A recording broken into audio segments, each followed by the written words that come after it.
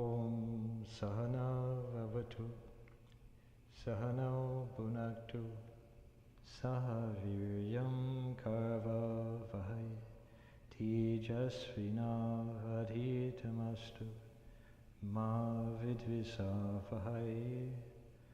Om Shanti Shanti Shanti. May He protect us. May He sustain us. May we grow in strength together. May our study together be fruitful. And may we not hate one another. Om peace, peace, peace.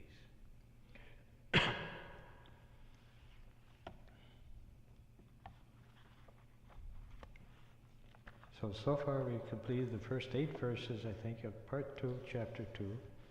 So we'll read what we covered before and then we'll continue on. So the body, with its 11 openings, is the abode of the self, which is unborn and always the same pure consciousness. The spiritual aspirant uses this body only in the service of the self. In other words, only for spiritual practices. And by doing so, realizes the true nature of the self. He then goes beyond sorrow. As he has overcome his ignorance and has stopped identifying himself with the body, he becomes, following his death, free from the cycle of birth and death. This truly is that self that Nachiketa was asking about. This self is everywhere. It is the sun in heaven, and it is a Vasu, because it supports everything, and is the air in the space between the earth and heaven. It is Hota, because it is fire in the sacrifices. It is the fire on the altar, Vedi, or it is the fire that has the whole earth as its altar. It is a Brahman guest, or it is a Soma Rasa, or Soma juice in a pitcher. It is in human beings, in all good things, and in space. It is in water as fish and other aquatic animals, and it grows as paddy, wheat, and other plants on the surface of the earth. It is Vitaja because the items used in sacrifices, Vita. Coming down from the mountains, it is the streams and rivers. This self is the biggest of all things, and is the self in all. So the self directs the vital breath, prana, upward, and it also directs the breath, apana, downward. This self is in the heart, and the yogins meditate on it. All the sense organs perform their respective duties as if they are paying tribute to their master, the self. When this embodied self gets detached from the body, it leaves the body behind. What remains there? Nothing remains. This truly is that self that Nachiketa was asking about. No mortal being can survive by his vital breath, prana or apana. There is something else that sustains it. On this something, in other words the cosmic self, both prana and apana are dependent. O Gautama, I shall now explain to you this subject of the secret and eternal Brahman, and also of what happens to the self after death. Some embodied souls, depending upon their work and knowledge, have a body again, going through the process of rebirth. But in some cases, the body may be immobile, such as a tree. When all beings are asleep, there is one being who remains awake and who goes on producing one desire after another, along with their objects. It is this being who is pure, who is Brahman, and who is also referred to as immortal. He is the support of all the worlds. Nothing can surpass him. This truly is that self that Nachiketa was asking about. So the same fire, having entered into the world, has assumed different forms according to the inflammable object in which it is found. Similarly, the same inmost self is in all beings, and is also the outside of them. So now we come to a new verse, 10. It says, the same air in the world is present in every being as its vital breath. Similarly, The same self is in every being, assuming its form, and is also outside of it. So the self is formless. Though it assumes forms, these forms do not affect it, as they are only superimpositions. The self is both inside and outside of all beings. It is this self that Nachiketa is asking about. We go to the next verse in 11. It says that just as the sun is the only eye of all, and yet external blemishes, whether in the eyes of people or in the objects themselves, do not contaminate it. In the same way the self, though the self of all, is not affected by the sorrows of those beings in which it dwells, because just as it is inside, it is also outside. And in the commentary, it says that the same cosmic self is in every being. This may lead one to think that whatever happens to the beings, good or bad, affects the self. That is not the case. The example of the sun is cited to illustrate this. The sun is a common source of light for all. Yet if the objects on which its light falls are dirty, the sun does not become dirty. In the same way, the self is not affected by what happens to the beings in which it dwells. The beings may be happy or unhappy, but the self is unaffected. The word bhaya here also means beyond.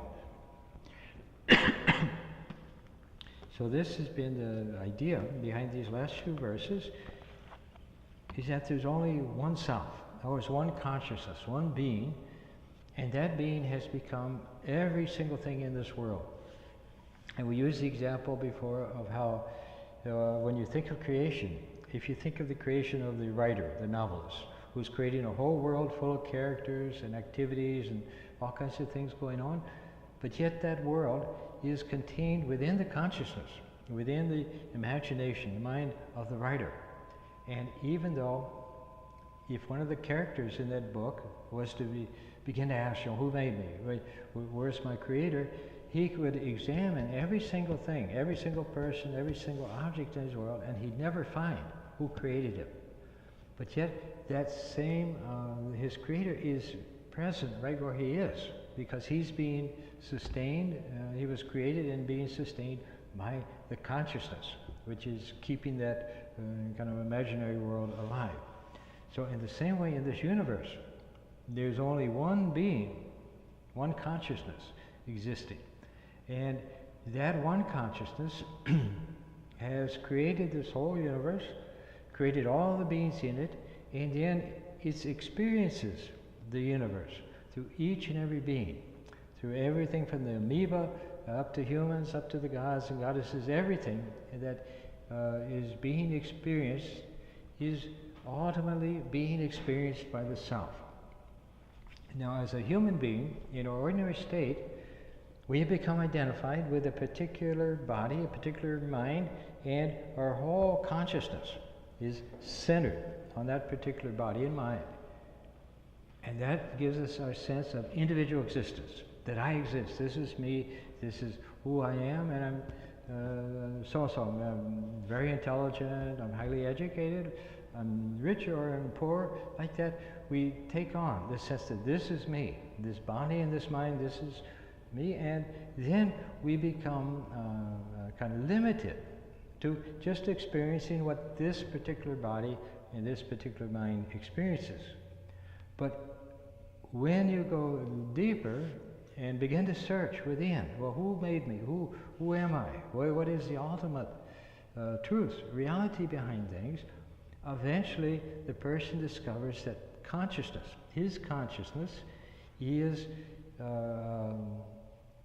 just pure consciousness, is pure, infinite, universal. It is the consciousness which is in all beings. So that a person goes from being very narrow, very limited, in a tiny room of their own personal life, suddenly he eventually will expand out and realize, the whole universe, everything is contained within me. Because the consciousness which is saying, oh, I'm aware, I see this, I know this.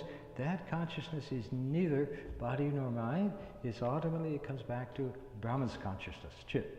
And so this is what the Upanishads are talking about. This is the main theme of the Upanishads, is that our real self, self with a capital S, is not this personal self, self with a small s, this small individual ego, but it's the one infinite, universal, omnipresent, omnipotent power in this universe, and that's it. And that ultimately each person eventually will awaken to the truth. Oh, that this is what I am. Now in pantheism, that's a theory that, okay, God has become the universe. But that's not actually true. And this is what the verse says, that God is inside. He's inside as our own inner self, experiencing everything we experience. But that's not, he hasn't become us. He hasn't become this body. He hasn't become this mind. He hasn't become all the different objects of creation. He's just aware of them, conscious of them. And so even though he's, in one sense, he's immanent in the universe, meaning he pervades everything, he's one with everything, at the same time he's completely transcendent, completely separate from the universe. And the example they use in Tingyi Shankar is that we're all like pots filled with water. Some people are little tiny pots, some great big pots, but all the pots are filled with water, and in that water there's a reflection of the sun. And when the sun is reflected in a little tiny pot, it seems to be small. When it's reflected in a great big pot, it seems to be big.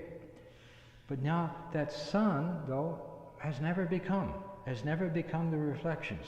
It's never become big or small. It's always in its vast glory. It's always there in its heaven. Now normally, when we experience things, when we say, okay, I know, I'm aware of this, I know this, I'm learning this, we experience things through the mind and the intellect, through the body. Through the body, we get sense impressions, we experience the physical world. The mind kind of processes that, and the intellect, at a deeper level, processes it still further. Now, this body, mind, and intellect, is what they call the psychophysical organism. This is like a mirror.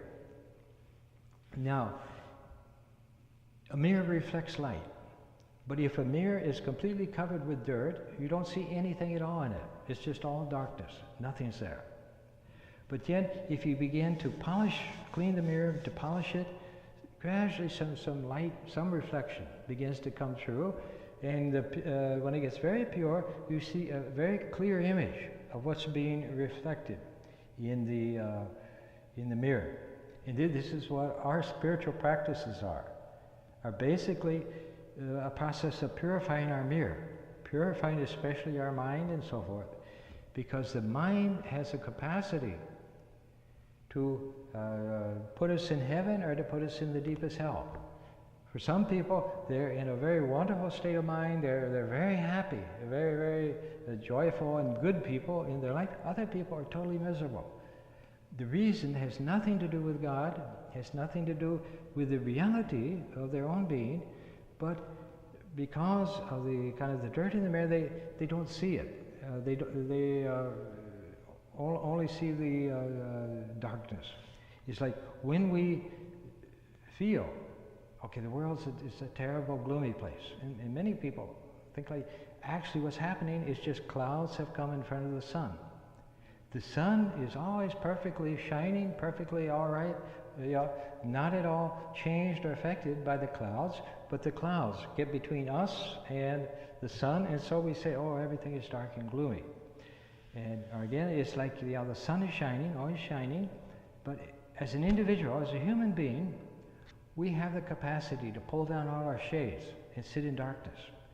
And many people, we do this unconsciously, out of ignorance, but unconsciously, because we don't want the presence of that higher self. We want to be our little self. We want to be our personal self. We want to think our thoughts, have our desires, do what we want to do, the way we want to do it. We don't want God bothering us, and make it so. So most people, consciously or mostly unconsciously, they shut out that light. They keep out the presence of God, and then they live their human existence, going through good and bad, happiness and sorrow and human experiences, not realizing, not understanding that this wonderful kind of treasure is there within. That everything a person's been seeking, and much more than he can even dream of or conceive of, is already there. It's already there within, but they don't look for it. And they're not interested. They're involved, we're involved with our particular kind of games. Sri Ramakrishna said we're like children. We're playing on the beach with little pieces of colored glass, not realizing that in the ocean there's wonderful gems. But nobody gets, and they're more concerned with what's going on in a kind of everyday life and so forth, and so they never stop to think what's there.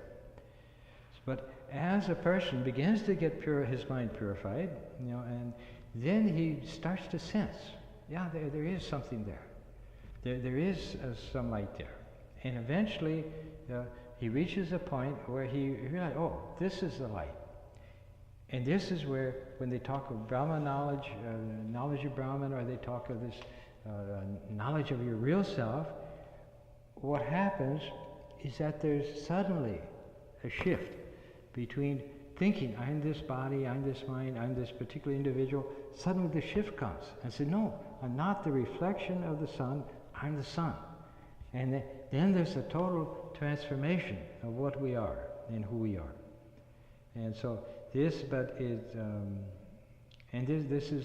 the same truth can be looked at from two different standpoints. From the standpoint of Jnana Yoga, the path of knowledge, the person takes the position that I am that Brahman, I am that spiritual self, I am that, and I am not a body, I'm not a mind, I'm not a human being, I'm that. And he tries to kind of hold firm to that idea that this is what I am, and he keeps kind of probing within, seeking within, but trying to establish himself, I am that self, and then operate from there. And this is very difficult for most people because it means that you have to deny, oh, I'm this human being. I have a job, I have a family, I have children, I have this and that to take care of. You have to kind of reject all that and say, no, I'm pure, immortal, eternal spirit.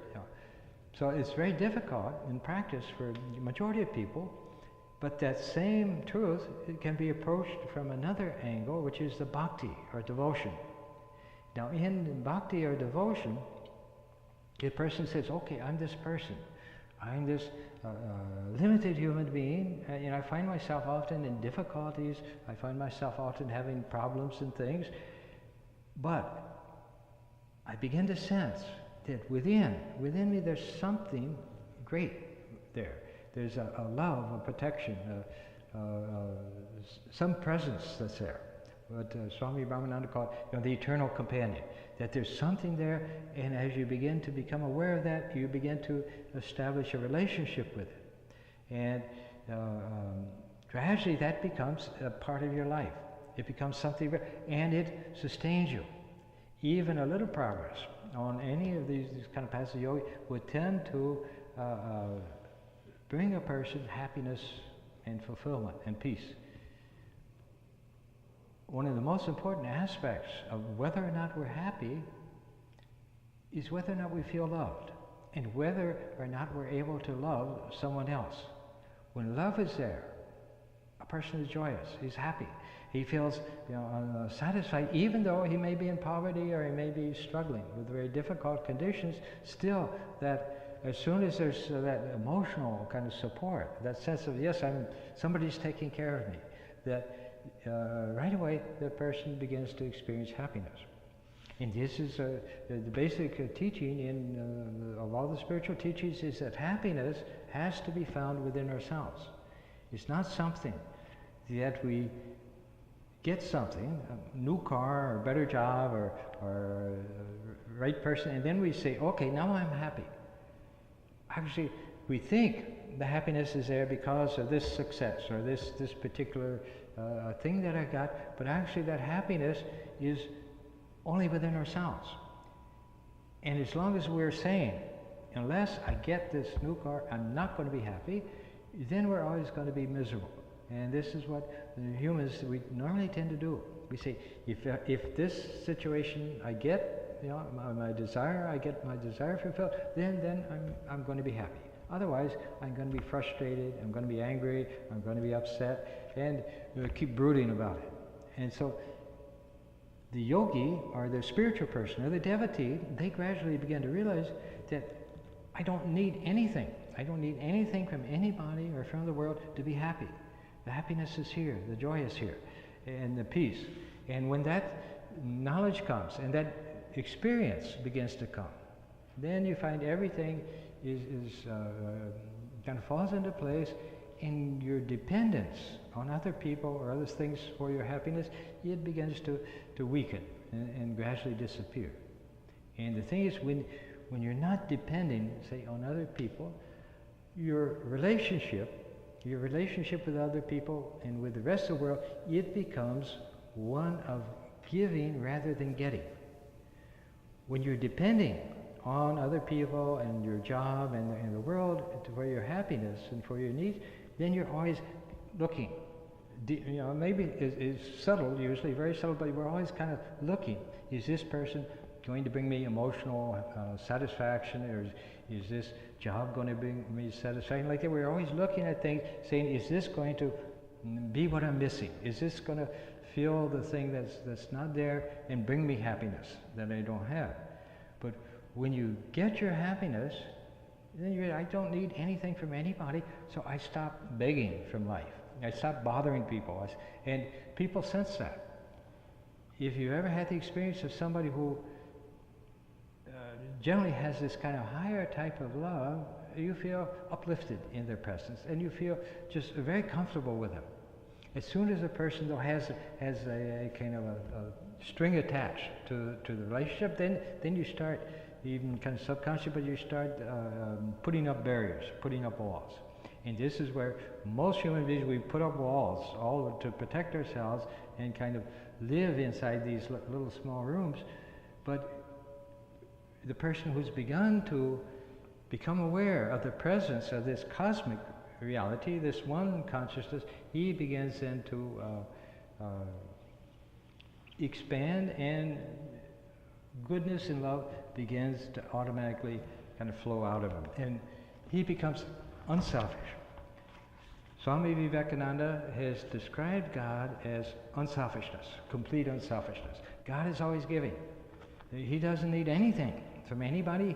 All he does is give, like the parent giving to the child. He's always giving with no thought of what is the child going to do for me? What benefit am I going to get out of this? And this is what the spiritual love, the spiritual person becomes like that. It freely flows. There's no thought of what am I going to get back? Are people going to notice me? Will they write about me in the paper? You know, and all this. None of that is there. None of that ego, which is always searching for something. That as that's purified, as that's eliminated, then comes the expression, the manifestation of our real self, which is, among other things, is infinite love, infinite goodness, infinite wisdom, infinite power. And so this is what the Upanishad, all these verses, is basically talking about, is that there's one cosmic self, one cosmic consciousness within all beings, and that is your self. It's also the self in the amoeba, and the self in the everybody else, the good person, the bad person, everybody. It's that one self is in all, and when it becomes uncovered, experienced by any person, then that person becomes a sage. Then that person, he becomes a realized soul. He knows the truth. He's aware of the reality of what things actually are, rather than what they appear to be. And so he's totally transformed and by that experience. And so this is in the Upanishads, in this all these verses here, this is what they're talking about. That one cosmic self is there, it's in every single being, but yet at the same time it doesn't become the being, because it's in its own nature. The sun is shining, but by his light there is reflected in all kinds of different instruments And so, but the sun remains itself. So then, verse 12, it says that the cosmic self is one, yet it controls all. It is the inmost self of all beings, and it manifests itself as many. Those wise people who see that self within themselves are eternally happy, and not others. So this verse states the relationship between Brahman and the world. It is Brahman that manifests itself as the world, and therefore Brahman is the essence of everything that exists. This manifestation is like a wave in an ocean. The wave arises from the ocean, rests on it, and finally dissolves into it. Without the ocean, there would be no waves. It's similarly, without Brahman, there would be no world. The aim of life is to know that the world is not the reality. The reality is Brahman, and that Brahman is one's own self. Once you know this, you are happy forever. Yourself is the self of everything. Yourself is the cosmic self. And this cosmic self, or Brahman, controls everything. It is one, and it is pure consciousness. It is like space. By its own power, it assumes diverse names and forms, and then appears to be many. It is like a person surrounded by many mirrors. The person is one, yet the reflections are many. To see the one self is knowledge. To see many is an error. So, in Vedanta or in Hinduism, when they speak about what's the source of our problems, in Christianity, they'll speak about original sin. Adam and Eve were in the Garden of Eden, and they ate the forbidden fruit of the tree of the knowledge of good and evil, and therefore they got booted out of the Garden of Eden, out of paradise. And so, but in Hinduism, it says the original cause is not sin, but ignorance, ajnana. When we don't know the reality, when we don't know the truth, then we take on all this other existence, what we call the human existence, and then all our problems come. Because this universe, this world itself, it's made up of the pairs of opposites. Meaning that you've got good, but you've also got bad. You've got happiness, but you also got sorrow. And like that, the two are always there. And no one in this world is going to have all happiness or all pleasure. It's always going to be some balance, some going back and forth. And everything, even in the most perfect life, where everything is there, is still very small and limited. Because it's just, how much money can you hold? How much pleasure can you have? How much kind of enjoyment can you get? So like that, it's always a very kind of small, limited thing. But if the person begins to seek this higher truth, and to become aware of this higher reality, then he begins to expand to become infinite, because his consciousness, the real consciousness, the real self that he is as infinite as Brahman. There's only that one consciousness there, and as he moves in that direction, layers of consciousness begin to open up, and his whole experience expands beyond anything the ordinary person can even dream of. They say the person who's become aware of the soul, who's become in touch with the soul, just experiences joys and pleasures that the ordinary person can't even conceive of. If you were to sit down and make a list of what I want to be perfect, what do I need for my life to be perfect, it would be like a little grain of sand compared to what can unfold when a person starts moving towards the spiritual truth. Because you're moving towards the source of everything that exists. And in the scripture it says that this whole universe is just a tiny drop in the ocean of Brahman. Even if you think of God, he's all the stars, galaxies, everything else, and that's just a little tiny bit of what Brahman actually is, and of what your real self actually is. So often when you talk about Advaita or non-dualism, things like it, for most people, it seems very kind of abstract and boring. You know, because you can't really describe it. You can say, well, it's infinite knowledge, infinite bliss or things, but it doesn't, for the ordinary person, it doesn't really mean much. Ordinary person, though, if you think, okay, God's there and He's your mother, and He's taking care of you and loving you and protecting you, that a person can understand. So like that, most people, because we're human beings, we need to have a,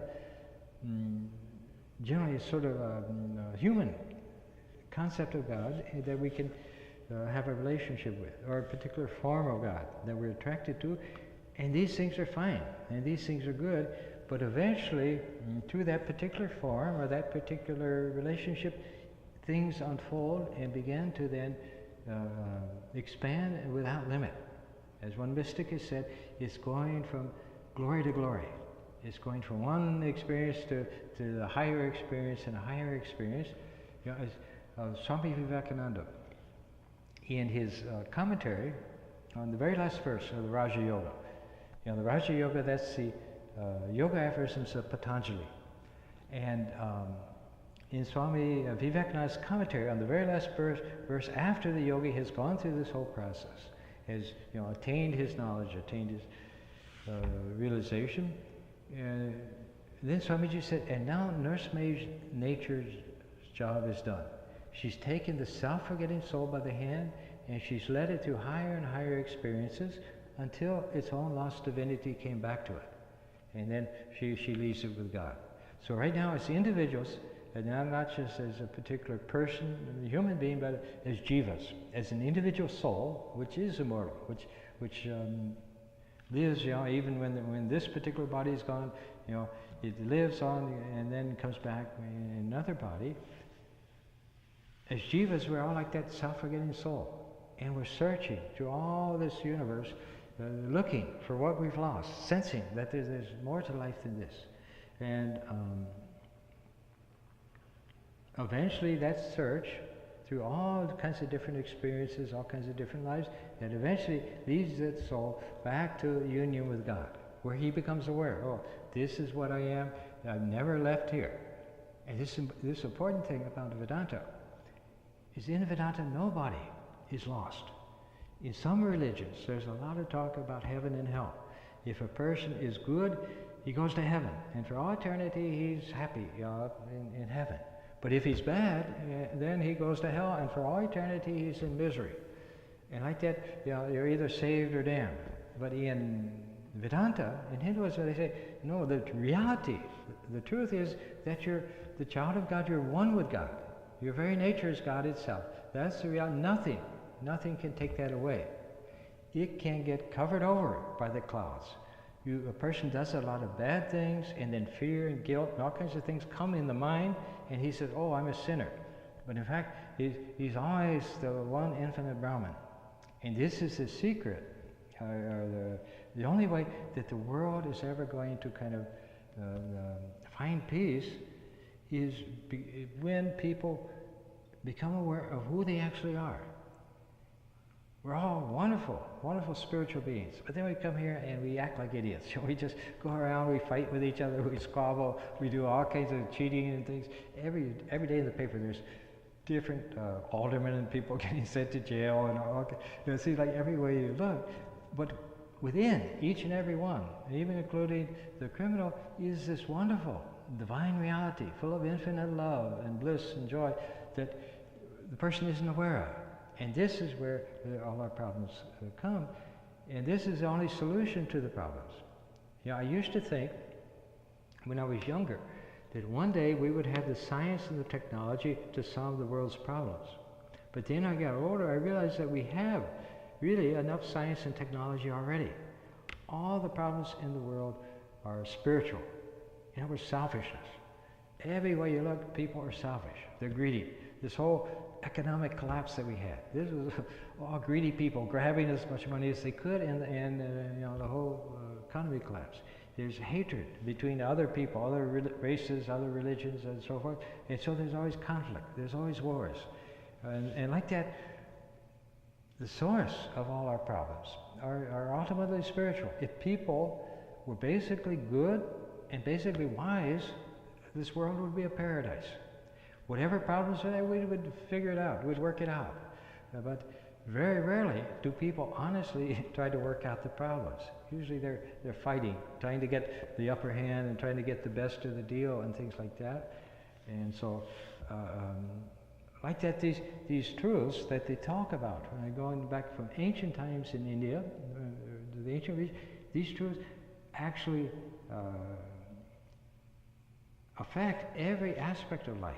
It's not just something for a yogi who's living in a cave, meditating and all that. It's ultimately every aspect of life would be benefited by following some of these principles, but being aware of this higher knowledge and trying to put some of it into practice.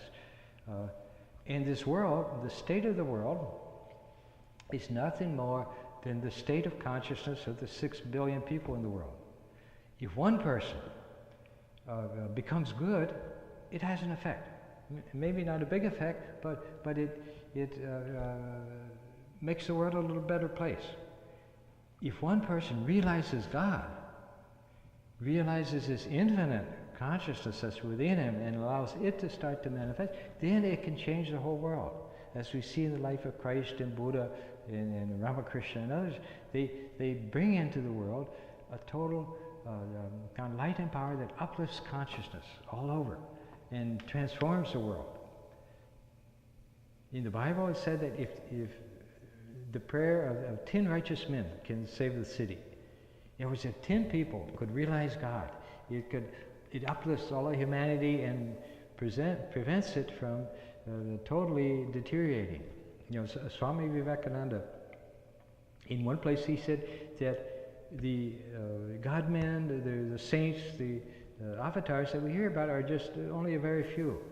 But he said all the time there have been many that we never hear of at all. They just sit quietly somewhere meditating or so forth. But he said, even though they never wrote books, they never lectured, they just quietly did their spiritual meditation. He said, but because the world has always had these God-men, these realized souls, all of humanity has been uplifted. He said, if it wasn't for these great souls, that man would have descended to the level of the animals. In other words, our consciousness would have become totally physical without any concept of anything higher than physical. But when one person truly makes spiritual progress, it releases into the kind of cosmic consciousness, it releases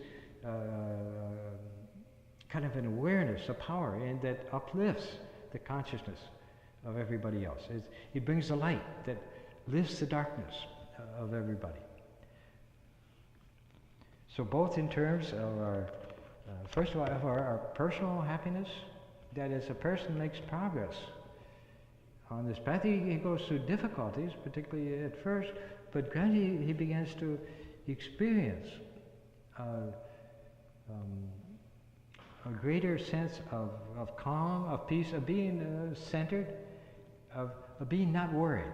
Not fearful, not worried, not stressed, not upset. You get your balance back. And the turmoil that's often in the mind of most people, all that kind of quiets down. And then you begin to unfold this presence within. You begin to sense this deeper level of consciousness of mind, and it slowly starts to become part of your experience, part of your life, and then you become transformed in every step. Every bit of progress you make is also will automatically kind of benefit everybody you're with. So this is what he's been talking about. The idea is there's only one cosmic self, and when we think that every individual is a separate thing, and so then we're in ignorance. But when we're aware of that one cosmic self in everything, then you're moving towards the truth, and that person who experiences that one cosmic self, he has everything, because he has all of God, all the universe and everything else. So your self is the self of everything. Your self is the cosmic self. And this cosmic self, or Brahman, controls everything. It is one. and it is pure consciousness. It is like space.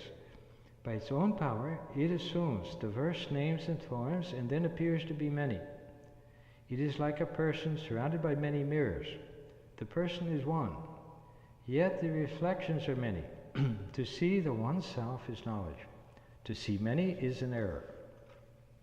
So then the next verse, 13, says, he who is permanent among the impermanent, who is conscious among the conscious, and who alone is able to fulfill the wishes of many, only those wise people who see him as their self have eternal peace of mind and none else.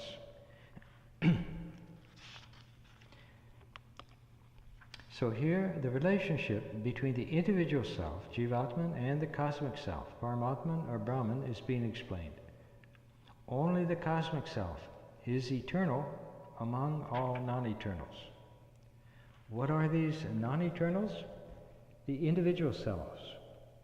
Are they not eternal? By themselves they are not, but if they appear to be eternal, it is because of the cosmic self.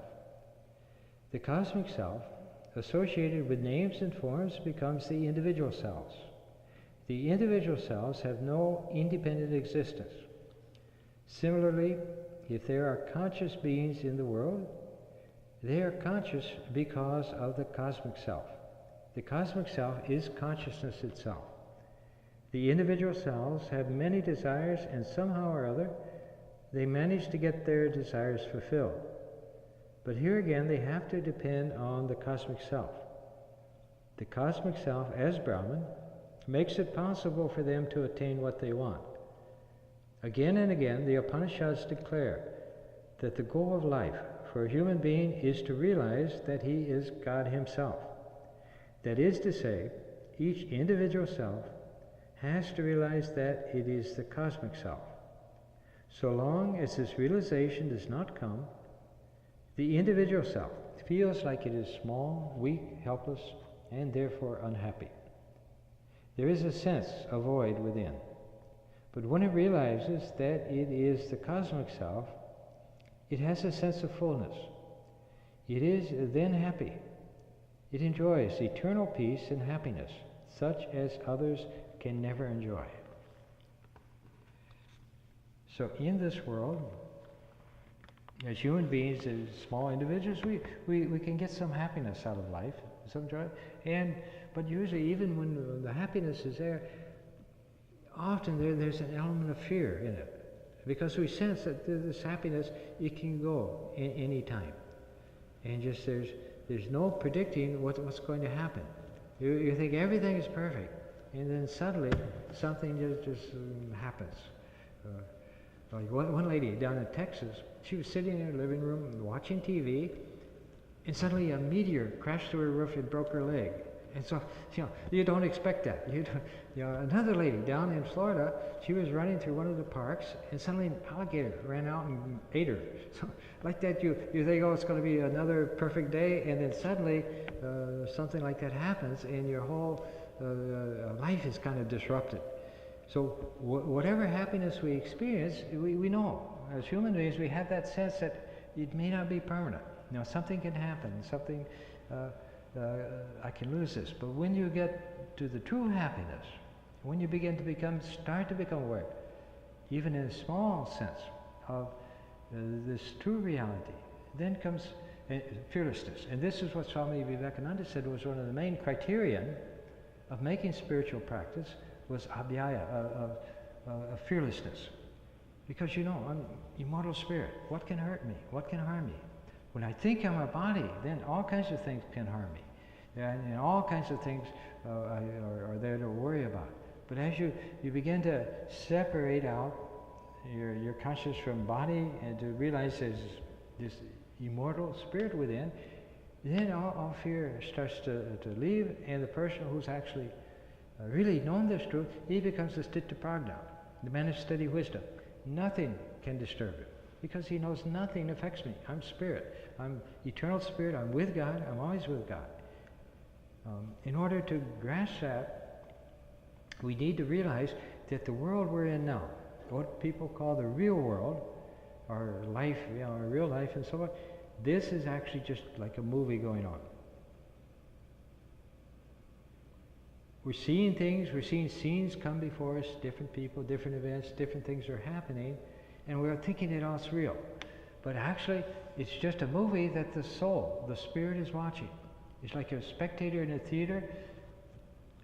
There may be a war movie going on, all kinds of people getting blown up or killed, or cars getting destroyed, things like that. But you know, okay, I'm sitting here in the theater and I'm just watching it. And so it's entertaining, exciting. But you know, you enjoy it because you know none of this is happening to me. It's just going on. It's just a show, and I'm watching the show and enjoying it. When you think, though, when you forget who you are, when you forget that God is always with you, He's present right where you are, you're present with Him, everything is perfectly fine. When you forget that, then all your fears and anxieties and worries come, and even in happy life, in a happy condition, there's this sense of insecurity that any moment something can go wrong.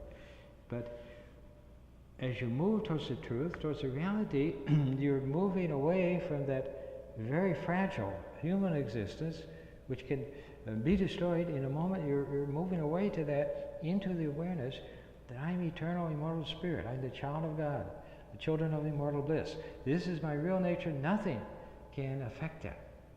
But the point is, reading about this and say, oh yes, that's nice, that's one thing, but to actually get the benefit of it, then you have to be able to experience it. And this is what Vedanta, what the Katha Upanishad is trying to teach.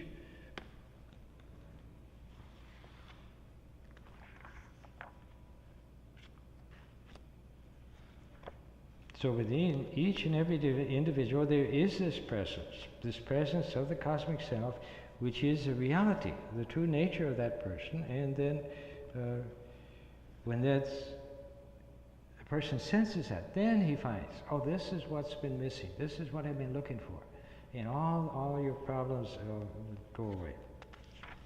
Okay, let me see, there's just one or two more verses here.